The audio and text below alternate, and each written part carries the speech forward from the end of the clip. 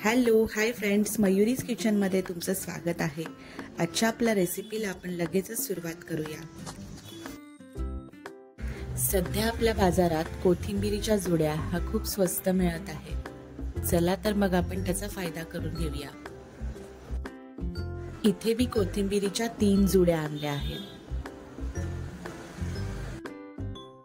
सर्वात आधी आपण कोथिंबीरीची मुळं कापून घेणार आहोत। आता कोथिंबीर आहे ती व्यवस्थित मोकळी करून घ्यायची आहे आणि त्याची कोवळी पानच आपल्याला फक्त इथे काढून घ्यायची आहेत। आपण आता त्याची देठं काढत आहोत। त्याचा आपण दुसरा उपयोग चटणीसाठी करू शकतो। कोथिंबीरीच्या देठाची चटणी सुद्धा खूप छान लागते। इथे मी कोवळी पानं आणि कोवळे देठ वेगळे करून घेतले आहेत। इथे आपले कोथिंबीरीची देठं काढून व्यवस्थित साफ करून तयार आहे। आता इथे मी एका मोठ्या पातेल्यात पाणी घेतलं आहे आणि त्यामध्ये एक मोठा चमचा मीठ घातला आहे। आता ही साफ केलेली कोथिंबीर आपल्याला 5 मिनिटे या पाण्यामध्ये भिजत ठेवायची आहे आणि पुन्हा एकदा 2-3 पाण्याने व्यवस्थित स्वच्छ धुवून घ्यायची आहे। 2-3 वेळा स्वच्छ धुवून घेतली की त्यामधील कचरा माती सगळं निघून जाईल।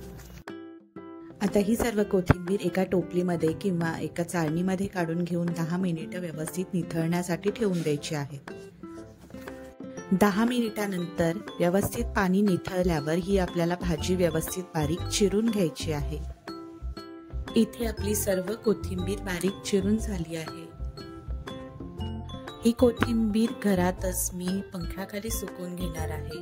त्यासाठी मी एका चटईवर पातळ सुती चादर घातली आहे आणि त्यावर ही चिरलेली कोथिंबीर व्यवस्थित नीट पातळसर पसरवून घेतली आहे।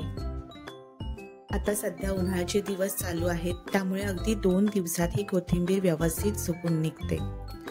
एका रात्रीत ही माझी कोथिंबीर अशी झाली होती।